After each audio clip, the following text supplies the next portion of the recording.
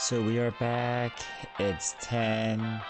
It's looking a little late, but you know what? Or, well, it's 8 o'clock on here, but yeah, alright. We checked the library schedule and found out when the next reading was. If we left the house immediately, we could make it. We said our goodbyes to Kobe, leaving him with a cup of coffee and a confused look before jumping into the car. We both nervous. Seth spent the trip looking out the window, then back at the pile of papers in his lap. We made it to the library just at the tail end of the reading. Again, there was a table out for signing. Hi, thanks for coming. Hey, you made it. Glad to see I was convincing enough to get you to return. Seth stood there, quivering, blushing, completely unable to speak. Once the author's face shifted to a concerned look, I knew I had to do something.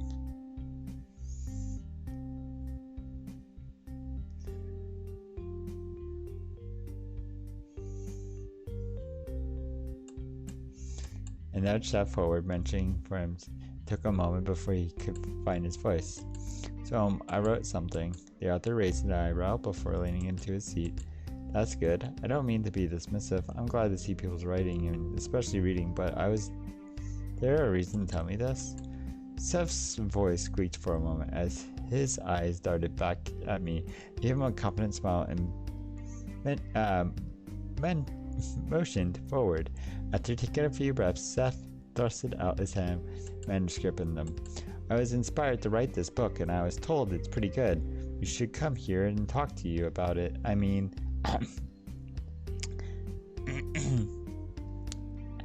I wanted some advice on the next steps I should take if I want to see this published.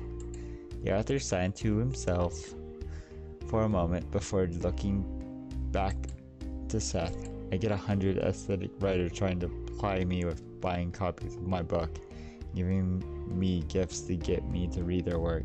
There's a reason publishers have slush piles, you know.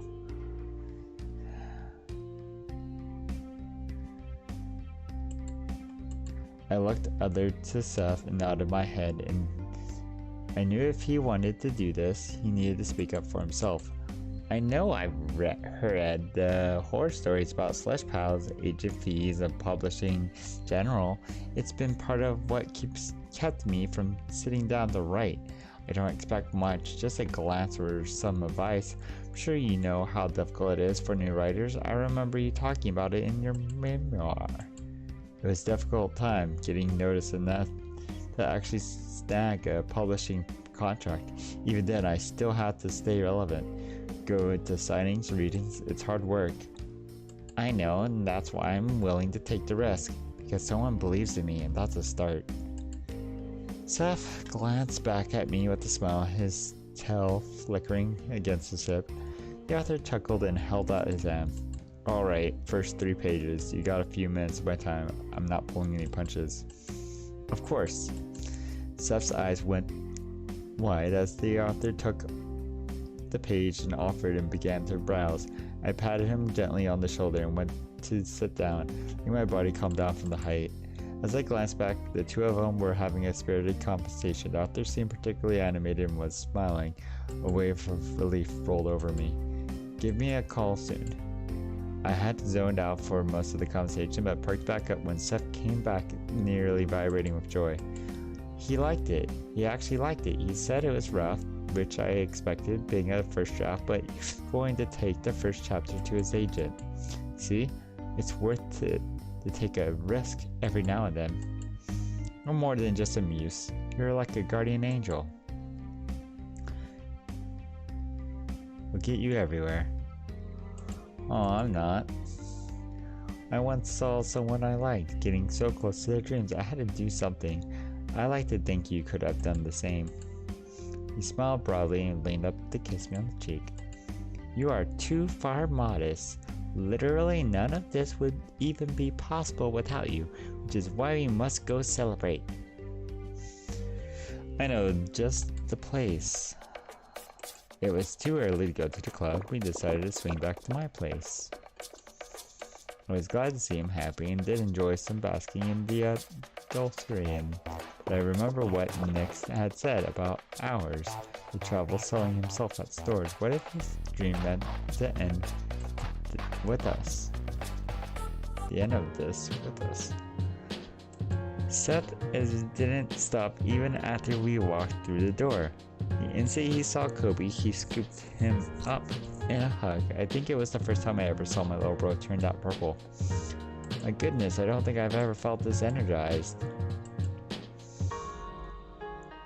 Maybe pick a guy. That's all you, bro.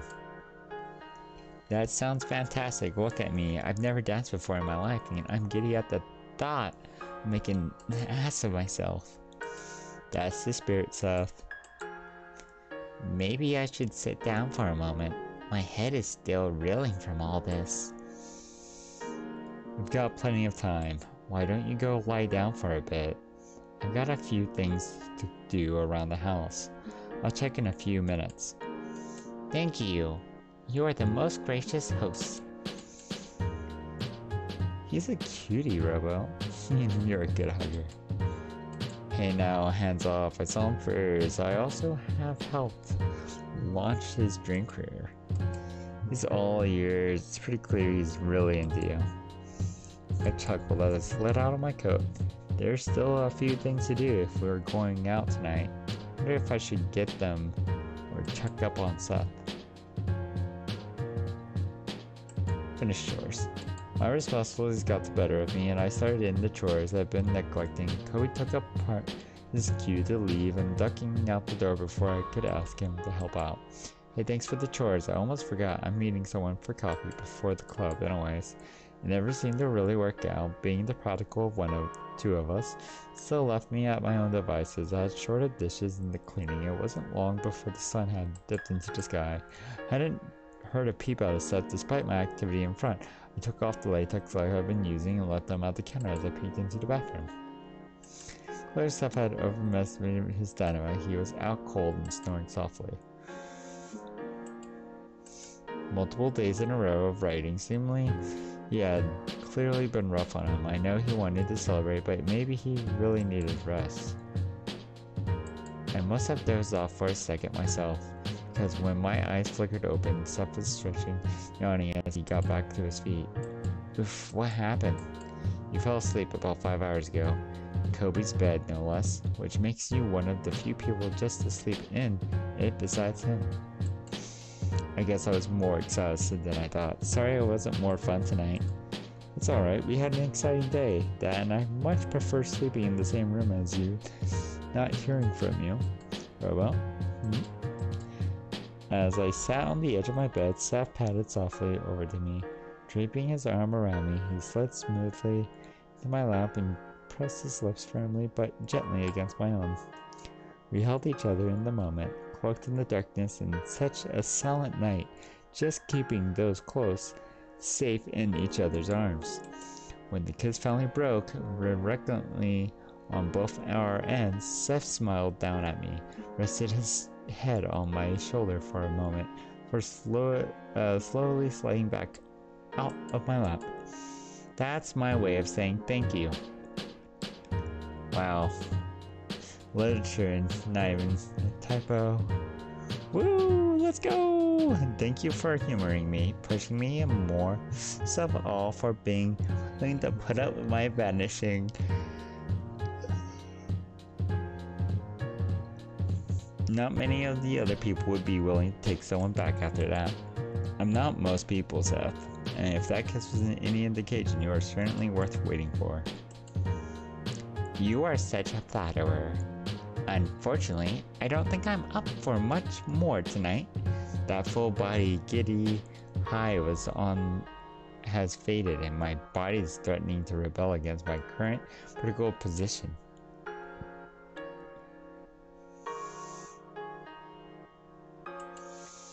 Let me drive you home then. I don't want you to pass out on the way and get in an accident. It's alright. It's not that far and the traffic will be light. Besides, my place is absolutely a pigsty right now. Couldn't bear you to have seen that. I have a lukewarm coffee in the car. Only if you're absolutely sure. I am. Fair warning though. Keep your schedule clear. I intend to make up for these half-hearted dates with something spectacular. I can't wait to see what you have planned. Just make sure to pull all the stops. I assure you, not a single stop will remain unpulled in my entire apartment. He gathered his thing together, and after another peck of my cheek, goodbye, made his way out of the door. Dad still lingered about Seth's book. It brought us together for a moment, but I couldn't help worry or break us apart. Then again, that's what dating was all about, it seems. Being willing to put yourself out there, take a chance. Then you can make a connection. It's not like I was seeing him for free lunches and attention. This was clearly important to us. And yeah.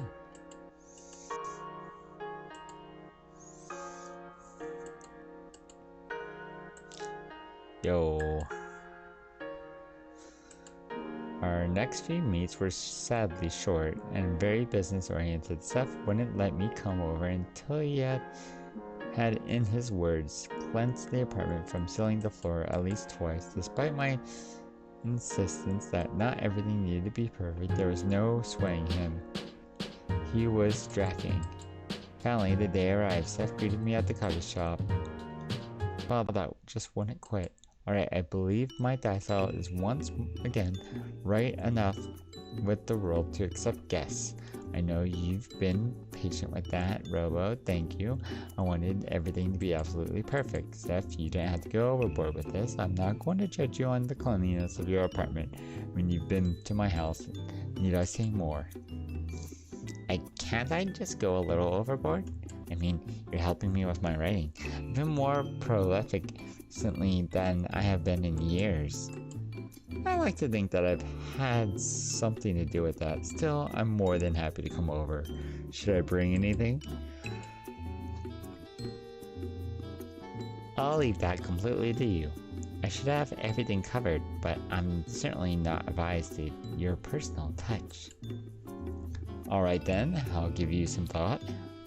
What were we going over another story today? Your bag doesn't seem to be bulging with notebooks as per usual.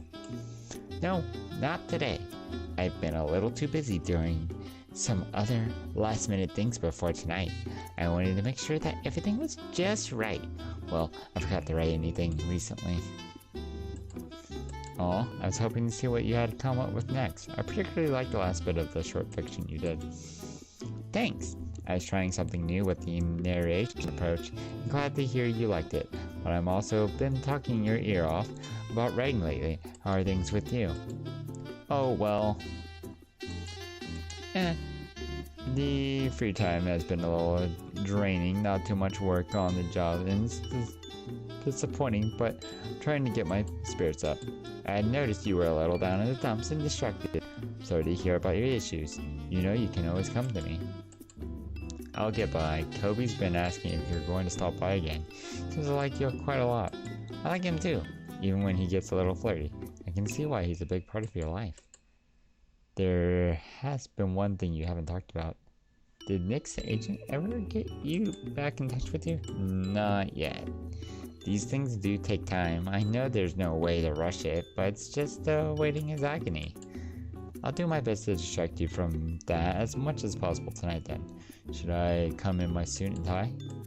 Black tie is completely optional, though imagining you in front of one is a very pleasing image.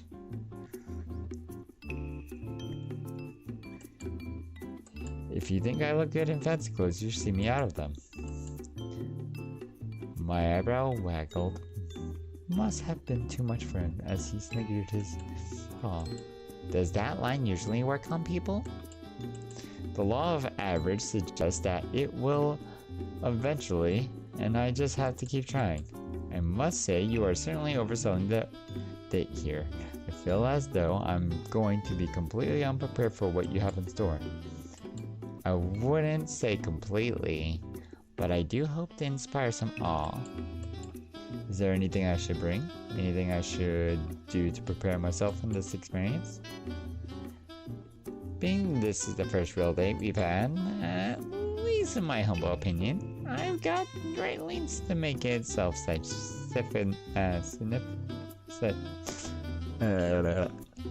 make it self-significant. All I require is not significant, sufficient. Man, I cannot say words right now. All I require is your attendance at the six-ish at my place. Which, may I point, you still haven't told me the address. Oh, right, I suppose I get out a little ahead of myself there. He fished through his bag for a moment and produced a slip of paper, quickly scribbling down his information. Now, don't follow in my footsteps. Throw this in the wash if you're late. I'll call to check in, so keep your phone on. Yes, sir, if we don't have any writing to critique then, did you want to grab some lunch or something? Ah, no dating until tonight. I don't want to spoil it. It's just lunch. We can chat about non-romantic things like the weather or the current state of sports ball. Besides, you can't have too much dating and then not want it anymore. At least I hope you can't. I know I've been a little silly, but you've done so much for me. Intentionally or not, I want our first serious date to be perfect. Alright, just don't get your expectations too high. We're both just people after all. He smiled at me, taking my hand, and for a moment, it was nice just to be together in one place without obligation. That was what worried me about tonight and what he might be expecting. Never considered how dangerous it might be dating a guy who's likely got most of his ideas from reading romance novels. I promise it's all well in hand, comfortable levels of hope. He glanced up at the clock over the counter. His smile shifted suddenly to a look of concern. Is that the time? Sorry, Rebel, I need to run. Just a few things I need to finish before our date. Now we got the time and address. I nodded and patted the pocket and I had still both. Good, now I expect you to be there. I got plans. I'll be at the door at 6, probably on with the bells on. Stick with the fancy clothes unless you are only wearing bells. He's got a bit of a blush out of me, both with the comment and the soft peck on the cheek he gave me before he stood up and placed a 10 on a table. Coffee's on me today. I'll see you tonight. I sipped slowly at my coffee, nursing it, and the growing knot I felt in my belly. My relationship with Seth so far had been one strange encounter after another. I could only imagine what he had planned for tonight. Still, I wasn't about to pass up the chance to find out. Not when it meant finding out more about this adorable, eccentric feline. Of course, without critic session, most of my afternoon was empty. Kobe was out with some friends and I had the house to myself. I had to start as something as a joke, but I spotted my suit hanging in the far left corner of the closet and began to reconsider. After all, if it was going all out, why shouldn't I? After I've gotten myself cleaned up and dressed, looking my best, my thoughts shifted back to the date. A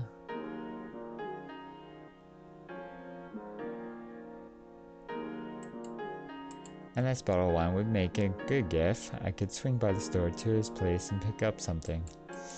Once I got myself together, I made myself my decision. I looked down at the clock and I was getting off the close to 6.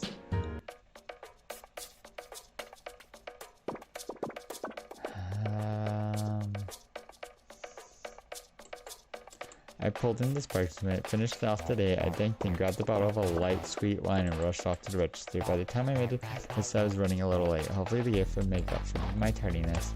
I made my way to the lobby and backed up to the elevator. It appeared that Seth hadn't been kidding about being a trust fund kid. The apartment building itself was ritzier than my home, so I had gotten to the door. After checking the notes, I knocked. Just a minute. I heard some scrambling, a few muttering. Finally, the sounds of metal pants colliding with wooden cupboards, I was about to express my concern. Seth opened the door. Metal pants. Huh. I'm pleasantly surprised to see I was right. The suit, very dapper, flattering. You should wear it more often. I do. I wear a suit every day. You don't know me, which don't think you do. But if you do, you know that I wear a blazer. Like 95% of my life. So, Robo. I seem to recall something about saying you should be prompt. I was for a good cause, I promise. We'll see how true that statement is. Well, what do you think of the place? Once inside, it was clear that Seth wasn't kidding. His apartment, despite the rather posh interior of the building, his own apartment was very sparsely furnished. Aside from a few pictures of a bar-a-brack, the living room held only a couch, a coffee table, and a TV stand. It's nice, simple, clean. Seth smiled at me before sitting down. Devoid of any sense that the person that actually lives here. Everyone's got their own taste. Speaking of which, where did you learn how to cook? It smells delicious. Thanks, I cannot take all the credit, however, most of it goes to the cooking channel, the cookbook I snagged from the library. Of course, I wasn't sure what you might like to eat, so I may have gone a little overboard in terms of available dishes. That's alright, and why they invented resealable containers and microwaves. I'm impressed though, you said you haven't ever really cooked. He chuckled and took my hand, leading me to a spread laid out on the table again. He wasn't kidding, there were about half a dozen dishes crammed into the small plates. Rolls were nested in a basket, 3 different kinds of spreads from savory to sweet on the kitchen counter. You made all this just for the two of us? Turns out being rather new to cooking, wasn't aware of portion size, meaning I thought it was quite a bit of food when I got the ingredients, but I guess I assume it would condense or reduce whatever it is that chefs do to food. And I could take leftovers and you'd be still set for a while. Be sure to save room for dessert. I baked 3 dozen cookies. 36. My eyes went wide as Seth smiled awkwardly at me. Not that I'm classically trained chef myself, but I couldn't even finish the thought before I burst out laughing. Next time you should pay closer attention to the recipe. It'll probably save you money on your grocery bills. Oh, that reminds me. I stood up, walked over to the can, picked up the vat of wine that Seth didn't have a cooler or bucket, so I got a scoop of ice cream, a narrow, deep mixing bowl, and I set the wine gently on the counter table. A fancy date deserves a fancy drink. I picked up some wine on the way, and I didn't know what you were making, but clearly I wouldn't have mattered. He glanced over the label and smiled. It's probably too nice of a wine to drink with cookies, but the thought of it is appreciated all the same. That said, you've got remarkable taste in the wine. I do? I mean, really, the wine stir at the store was just a big help. Well, he's got a good taste, and you still got good instinct. Maybe your next job should be similar. I'm not sure. I'm ready to pursue this as a vocation. At least not yet. We'll see how well it pairs with the cookies once they are done cooling. That said, we should eat before too much of the food gets cold. The two of us dug in, filling our plates and heading back to the coffee table to eat. Seth was equally chatty, discussing his many attempts to inspire himself. I'm embarrassed to say I actually drank half the bottle.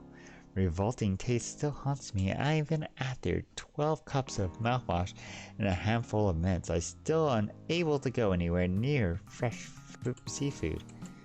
Enough dinner was set aside with leftovers to feed an army. He insisted I take some home, only because he didn't have space, but he wanted to thank Kobe again. We sat and nibbled on a cookie every now and then. It was that I noticed a large curtain across from us, closed but already ready for the sunset. I saw the whole city spread out before me. Windows glistened in gold and reds, and I could even see my own house from the far distance, just above the horizon. Seth stepped next to me, touching a paw gently to the glass.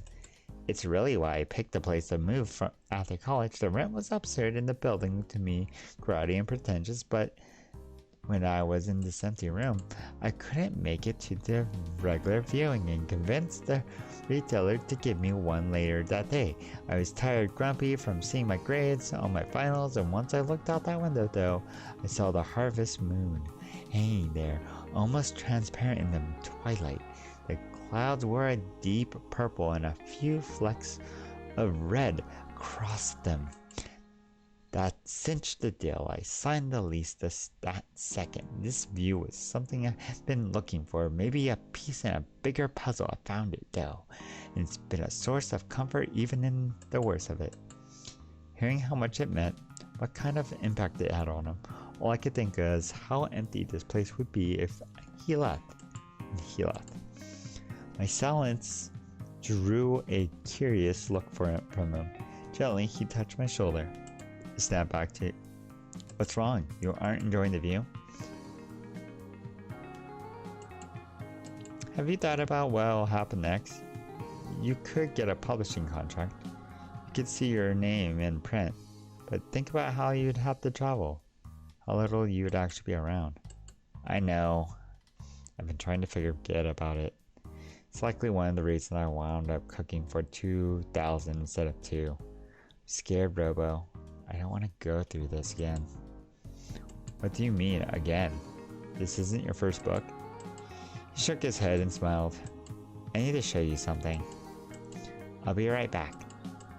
He stepped away, leaving me there in the fading sunlight, gazing out over the sea of buildings. I wanted us to stay in that moment. Stay right here until there was nothing else. It was selfish, maybe even petty. But I wanted it more than anything else right now. He stepped out of the bedroom and back to my side. Go ahead, read it. It's embarrassing, but I need to share it. Confused, I opened it. Mostly, it was pages of rough doodles. It was short, clumsy, but an innocent story of a young man who admired a fellow student. It read, I can't say this with my voice, so I used my words. I love you. I closed the notebook and looked up at Seth. It was my first story. He was the person to inspire me enough to write. Down the road, I may remember it as some fleeting high school crush, but the wound still aches sometimes. You never showed it to him? No, I did. What little confidence I had propelled my hand forward while we were in the library. He read it, page after page, in complete silence. When he was done, I looked back at my expectant eyes and he said nothing. He simply laid the notebook on the table in front of me, got out of his chair, and left the room. I didn't see him the next day, or the day after. When I finally asked someone, they told me his parents had moved, and he'd gone with them. For 2 years, I assume it was me, but the reason he left, part of me still thinks that all of me thought I would never recover. The folly of youth, the power of infatuation. Maybe you were more than right that you thought. Maybe my experience would be better spent on romance novels. I wanted to say something, anything to turn the conversation away from this topic, for my mouth to speak. What I want to say is, what I'm saying as awkwardly as I did in that notebook is that I care about you. Intentionally or not, you drew me back out of the haze, loss, and regret. You are enough to draw a whole book out of me. You're the reason I'm here, that I even got here in the first place. I'm not going to let you go, like I did the last time I had this chance. He stepped forward and slid his paw into my hand, pressing himself close as he kissed my cheek softly.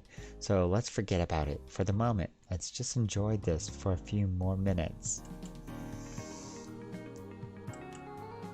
You can't just wish it away, Seth. It's a very real possibility. This could be our last night together. Even if it was, I'm not saying that. Why spin it on tomorrow? All I want right now is for you to trust me and stay here for a little longer. Besides, I want to remember our celebration requiring more than just dinner. I promise dancing too. Release my hand for a moment. His paw tapped a button just below the TV stand. A moment or two later, after a hiss and a whirl, a soft, simple melody began to play over the speakers. His paw slid back into my hand, squeezed softly as he drew closer to me, and began to sway in slow, measured times. It's not the same music as the club, but at least we can talk over this. I squeezed his paw back softly, drawing him close as the two of us began to glide across the soft, carpeted floor. It didn't make it any easier holding him close to me, feeling like a silken fur against my skin. I didn't want to lose this either, but could I, in good conscience, be so selfish?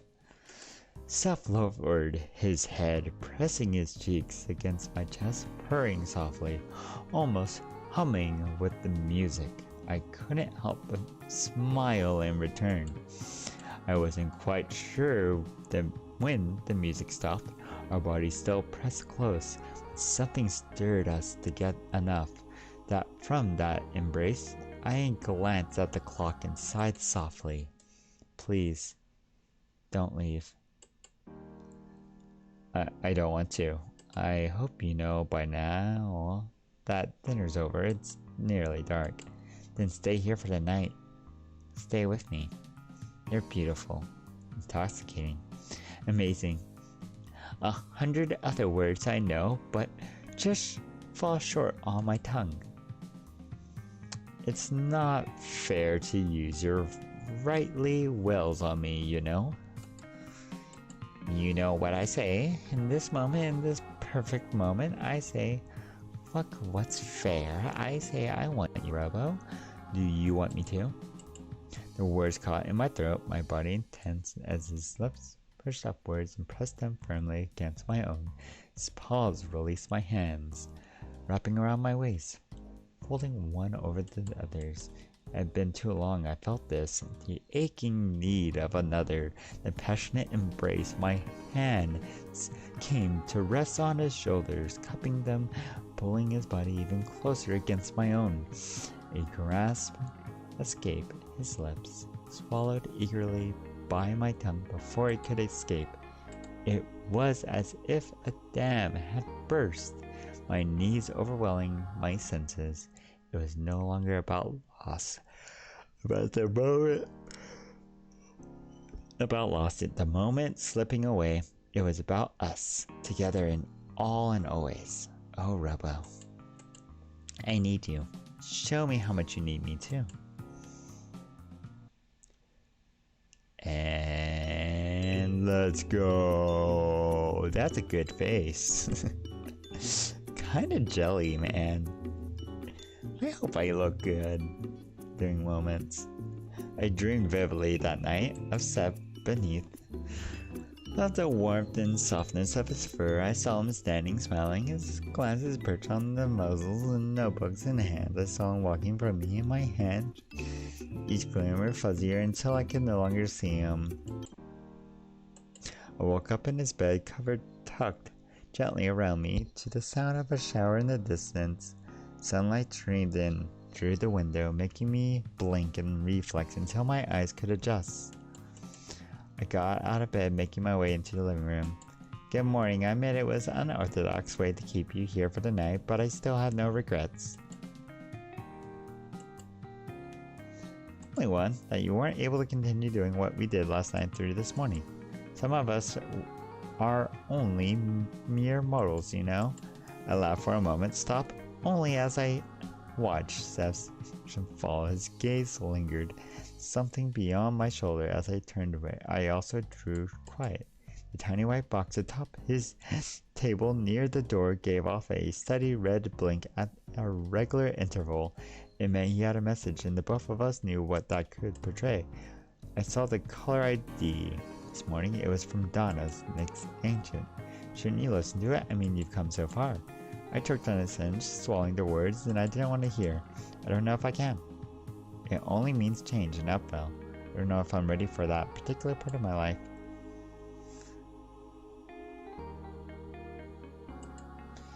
Life's always going to be scary, full of risk. I took one getting to know you, spending time with you, and making last night. Still, we can't move on if we aren't able to take risks. It's not like continuing to hide from it will change that outcome. It's not a Schrodinger's brand answering machine. He stood over the machine for a moment, staring down at the pulsing light. I stood walking behind him, placing my hand on his shoulder. He smiled back at me for a moment before his finger touched the button. Hi there, Seth. This is Donna from the Independence Literacy Agency. Nick passed on a section of your work. Me and I was calling to discuss it with you. We both held our breath, my throat dry as I waited to what seemed to be an eternity for the woman's voice to continue. It's surprisingly good, particularly for an early draft. Don't get me wrong, it needs an editor, but I think there's something we can do for you. Please come by my office sometime today before 1. I'll let my receptionist know to expect you. If you can't make it, call back and we'll reschedule. Thank you for listening to the phone call. We did it. We actually did it. No, you did it. You're the writer. Seth turned to me, a smile. No, I mean we. You're in this too, remember? I chuckled to myself, glanced over the clock. It was just a little past 11. Even I guessed this half of we should get in the shower. No good showing up in a new agency, naked and disheveled. That's the spirit. I'm afraid your suit was a casualty of our creation last night. This isn't the time to run it to the cleaners. That's alright. I'm sure we can scrounge up something. Filling up the warm water eased my aching muscles. I did a little to reassure the knot in my stomach. Oh, my current unemployed position might make this easy at the start, but I couldn't rely on Seth alone. What would I be doing when he was rushing around? I couldn't expect him to carry me. I took a deep breath and let these thoughts wash me down the drain. There would be only time for specifics later. Now, I was going to help Seth achieve his dream. That was enough for now. Clean dressed together, we stood at the door, seemed somehow pausing as we made to the leaving. The invitation of warmth of Seth's bed. Saw his paw seek out my hand, twining his fingers together and through my hand as he squeezed it softly. Once we walked through that door, everything around us must change. I promise this. Right here won't. My hands clenched his hand tightly. I know, because I refuse to lose you either. Then all that is left is to open that door. I chucked a Seth's ear flying against his head. My free hand, I turned the knob and pulled the door open wide. We didn't talk much on the way there, letting the warm air rushing over us and filling our hands together, speaking for us. And that was that. Wait, why is...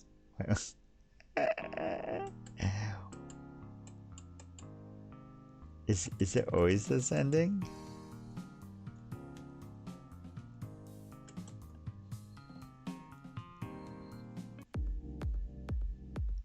Wow. Well, is there anybody else? I mean, oh yeah, there's been that DJ up there for a while. And there's this guy. Seems alright. Oh, and there's that.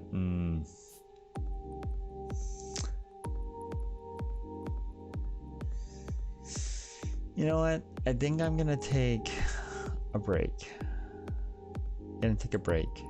Maybe Valentine's Day special.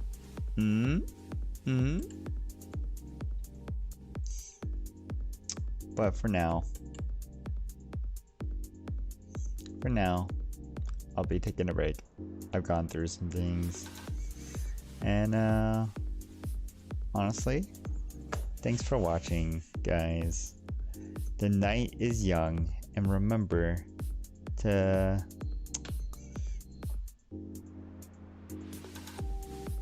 honestly just do your best. Do your best. Thank you once again for watching. I hope you guys have a wonderful night.